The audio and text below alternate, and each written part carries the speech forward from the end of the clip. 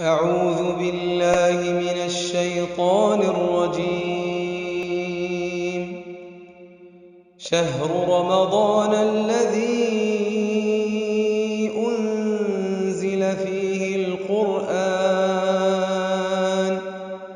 هدى للناس وبينات من الهدى والفرقان،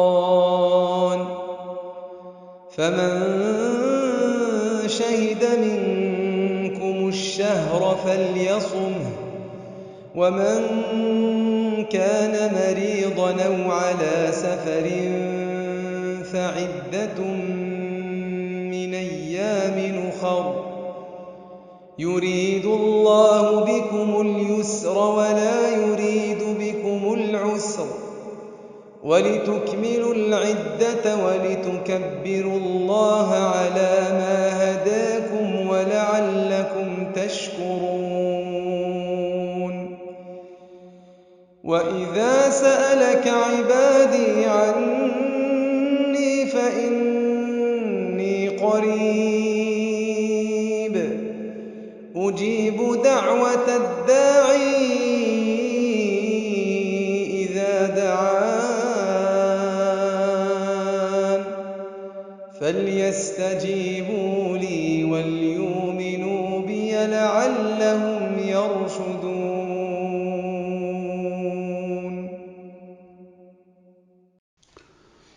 أعوذ بالله السميع العليم من الشيطان الرجيم. بسم الله الرحمن الرحيم، وصلى الله على سيدنا محمد وعلى آله وصحبه أجمعين.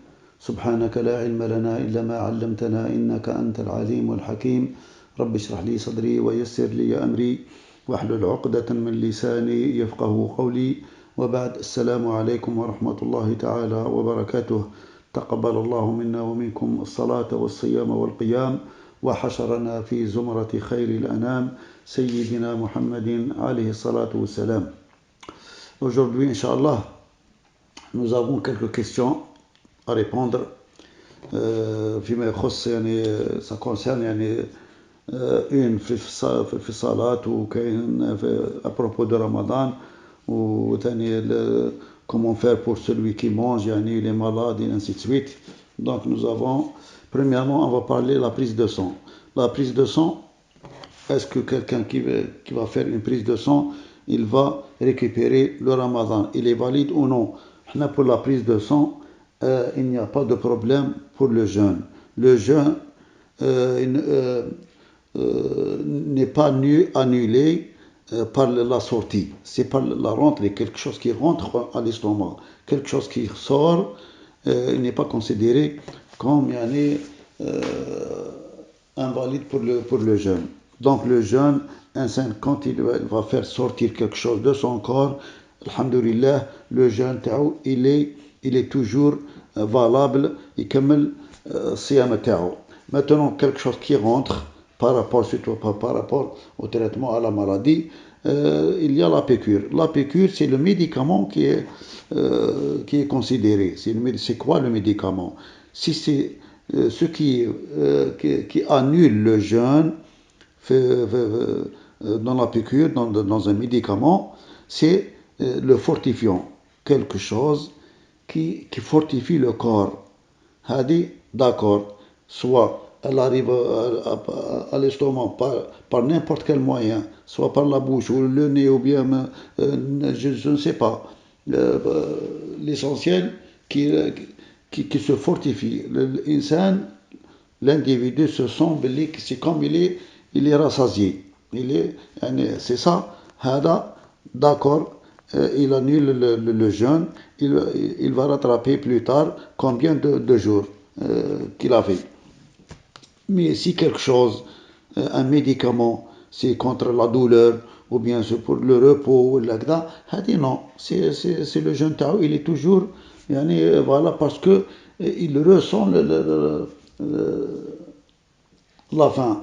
C'est-à-dire, il a faim toujours, il a faim, ça ne compense pas la faim. Donc, il y a quelque chose qui rentre, la piqûre, le médicament qui arrive au corps il lui donne une suite de repos ou de satiété, d'accord, c'est comme le sérum par exemple, ou bien, je ne sais pas, quelque chose de fortifiant. Tandis que pour contre les douleurs, ou pour se calmer, ça n'a rien à voir avec le jeûne. Bon, question, l'autre, ceux qui mangent Ramadan,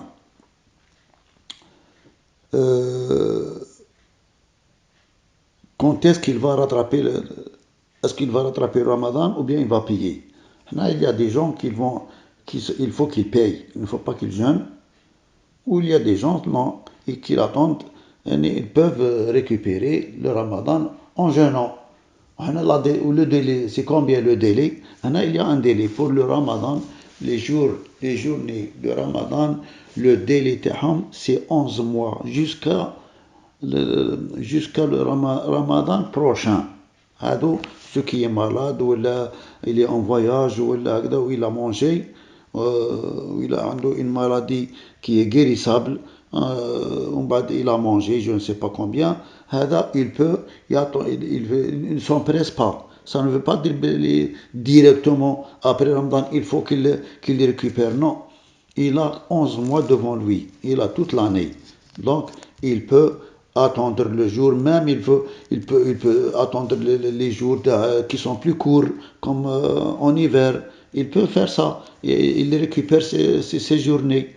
C'est pas la peine l'essentiel, c'est de préférence qu'il ne laisse pas, jusqu'à l'arrivée de l'autre Ramadan, et puis il ne peut pas le faire. Si le prochain Ramadan arrive, et il n'a pas encore s'acquitté de ses dettes, après l'autre Ramadan, il lui faut le jeûne de la dette, et plus qu'il paye une sadaqa. Il fait une sadaqa, on l'appelle fidya, le temps de nourrir quelqu'un avec un repas d'un pauvre. C'est-à-dire, on l'appelle al-fidya. Al-fidya, c'est-à-dire, il paye la moitié de zakat al-fitr, zakat al-Eid. Zakat al-Eid, c'est 5 euros, on a dit, on va parler de ça après.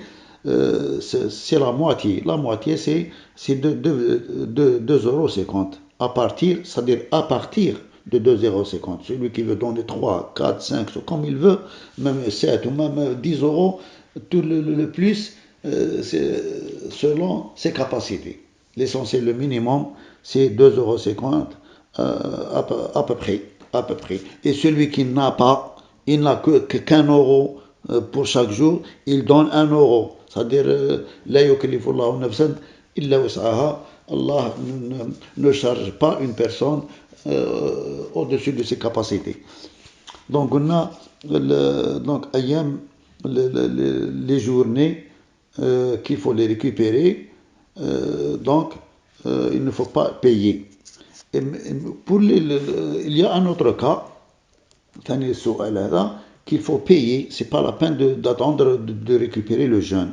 C'est la femme enceinte. La femme enceinte, ou bien la femme la nourrissante, qui nourrit son bébé, elle n'attend pas toute l'année pour récupérer le jeûne. Non. Elle paye directement, elle paye. Elle est enceinte, eh bien, elle a le 5 mois, soit elle va le donner maintenant, ou bien après le Ramadan, ou bien l'essentiel. Aussi, il ne faut pas que l'autre Ramadan arrive.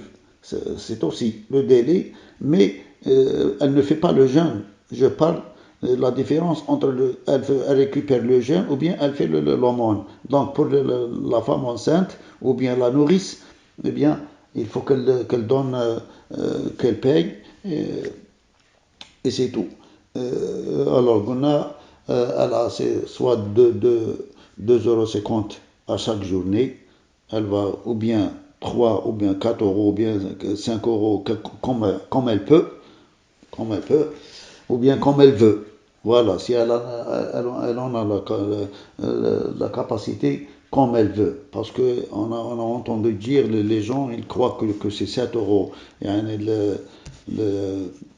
le zakat تاع العيد c'est 7 euros, donc la moitié c'est 3,50 euros, c'est pas obligatoire, c'est 2,50 € parce que zakat العيد c'est le minimum c'est 5 euros. Pour ceux qui ont dit 7 euros, c'est la région de Paris, c'est les imams de la région de Paris, c'est eux qui ont décidé de faire l'aumône, le zakat, l'Aïd 7 euros parce que la vie est chère ou les gens gagnent bien. C'est pour ça qu'ils ont dit 7 euros, mais nous, le Sud, on a dit à partir de 5 euros. Et celui qui veut donner plus jusqu'à 7 euros, c'est ça, c'est son opinion, comme il veut. Donc nous avons dit l'enceinte, la femme enceinte et la femme qui nourrisse. Alors la femme enceinte, c'est à partir du 4e mois. C'est bien ça, avant le 4e mois, si elle peut jeûner, qu'elle jeûne. Mais à partir du 4e mois, dès que ces 4 mois sont écoulés, il est interdit pour elle, pour faire le jeûne, parce qu'il faut protéger le bébé. C'est à cause, parce qu'il va se nourrir de sa mère. C'est ça. Donc, avant le 4 mois, parce qu'il n'y a pas d'âme. Le bébé ne bouge pas, il n'est pas encore vivant. Si elle veut, faire le jeûne, elle peut faire. Mais à partir du 4e mois, et dès que le bébé commence à bouger, ça y est, il est vivant. C'est de là, il faut qu'elle mange et elle paye. Il y en a 2,50 € minimum pour chaque journée. Et elle le donne aux pauvres. Soit elle veut le donner, si elle peut le donner pour directement pour 30 jours comme elle veut. Il y en a pour un pauvre. Ou bien elle peut le diffuser, le partager pour plusieurs fois pauvres. Et Inch'Allah, Allah accepte, Inch'Allah, les actions تاعهم إن شاء الله. هذا فيما يخص la question هذه. Il reste la question pour zakat al-fitr. هذه إن شاء الله demain, ou bien on va parler d'un dars spécial pour le zakat et salat al-Eid Inch'Allah. كذلك il y a une question pour salat al-Eid, on va la laisser Inch'Allah demain Inch'Allah. Où il y a des questions à propos de la prière. Il y a des gens qui ne peuvent pas faire la prière convenablement parce qu'ils sont malades ou bien ils sont un peu handicapés. Il y a des situations comment faire la prière Inch'Allah. هذا ونسأل الله سبحانه وتعالى أن يتقبل منا ومنكم وأن يعلمنا ما ينفعنا وأن ينفعنا بما علمنا وأن يزيدنا علما وبصحفتكم إن شاء الله. السلام عليكم ورحمة الله تعالى وبركاته. أعوذ بالله من الشيطان الرجيم. قل رب إما تريني ما يوعدون رب فلا تجعلني في القوم الظالمين وإنا على أن نريك ما نعدهم لقادرون ادفع بالتي هي أحسن السيئة نحن أعلم بما يصفون وقل رب أعوذ بك من همزات الشياطين وأعوذ بك رب أن يحضرون حتى إذا جاء أحدهم الموت قال رب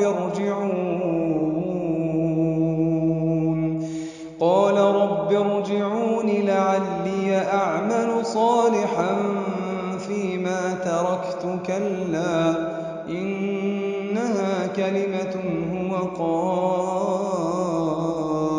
قائلها ومن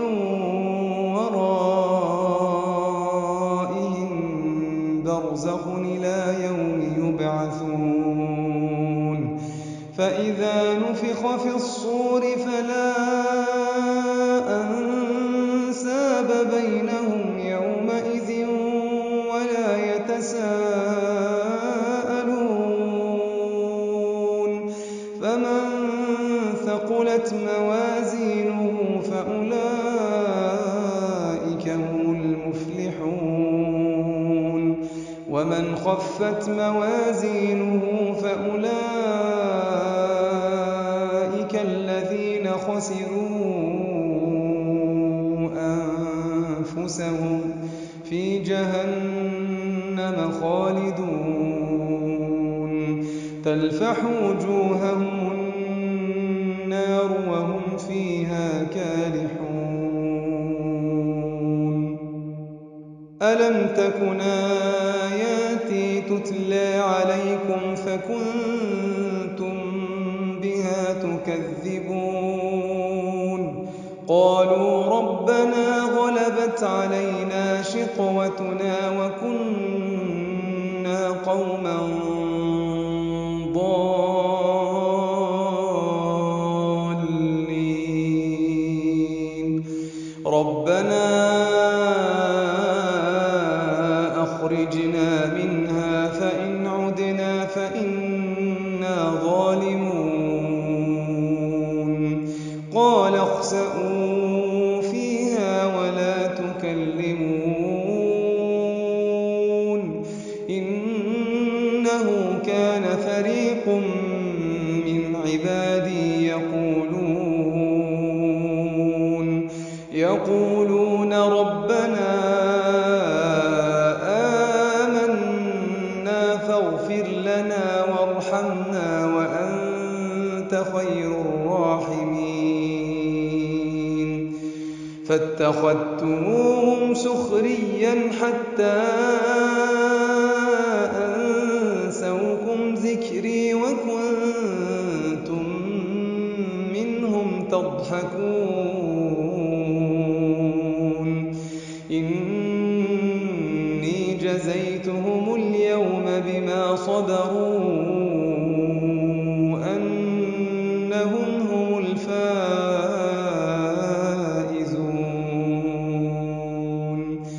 قال كم لبثتم في الأرض عدد سنين قالوا لبثنا يوما أو بعض يوم فاسأل العادين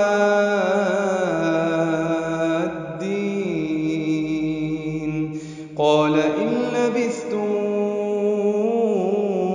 إلا قليلا لو أنكم كنتم تعلمون أفحسبتم أنما خلقناكم عبثا وأنكم إلينا لا ترجعون فتعالى الله الملك الحق لا إله إلا هو رب العرش الكريم ومن يدع مع الله إلهًا آخر لا برهان له به فإنما حسابه عند ربه إنه لا يفلح الكافرون وقل رب اغفر وارحم وأنت خير الراحمين